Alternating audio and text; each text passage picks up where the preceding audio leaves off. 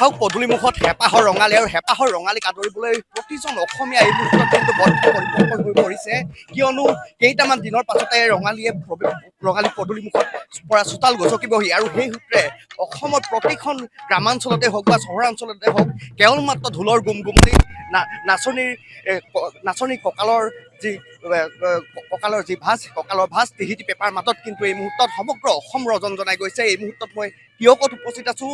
টিয়কত এনেদৰে টিয়কৰ ডেকা গাভৰুসকলে বিহুৰ কাৰণে তেওঁলোকে বিহু নৃত্যৰ আখৰা কৰিছে আৰু চোতাল বিহু তেওঁলোকে প্ৰতিঘৰ চোতালে চোতালে গৈ গৃহস্থক তেওঁলোকে আশীৰ্বাদ প্ৰদান কৰিব। এনেদৰে কিন্তু টিয়কৰ এয়া পৰিৱেশ, পুনৰ কৈছোঁ টিয়কৰ জগদৰৰ পৰিৱেশ। এনেদৰে জগদৰত ডেকা গাভৰু একেলগ হৈ তেওঁলোকে বিহুৰ আখৰাত একাত্ম হৈ পৰা দেখিবলৈ পোৱা গৈছে আৰু আপোনালোকক কিছু লৈ যাব বিচাৰিম বিহুৰ আখৰাৰ মাজলৈ।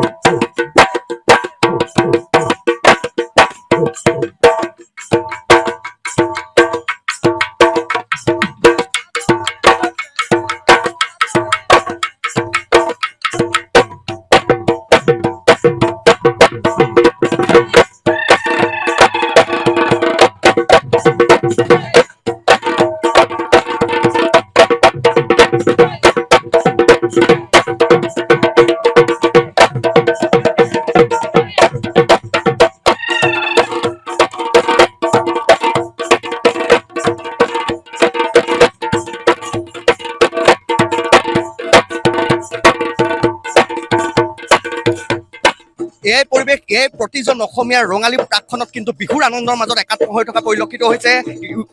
তেওঁলোকৰ যি বিহুৱা আছে, বিহুৱাৰ ওচৰলৈ যাবলৈ যত্ন কৰিম। পুনতে স্বাগতম জনাইছোঁ। ইয়াত বিহুৰ যিহেতু প্ৰাকখনত বিহুৰ আখৰা চলাই আছে আৰু কেনেকুৱা ধৰণৰ প্ৰস্তুতি আৰু বিহুলৈ মাজত কেইটামান দিন থকা অৱস্থাত ক'ত ক'ত বিহু মৰা হ'ব, কেনেকুৱা ধৰণৰ পৰিকল্পনা?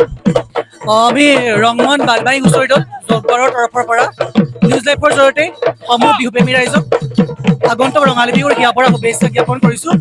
আমি এইবাৰ আমাৰ 9টা বৰ্ষত উপনীত হৈছোঁ আৰু আমি জগদৰৰ পৰা আৰম্ভ কৰিছোঁ।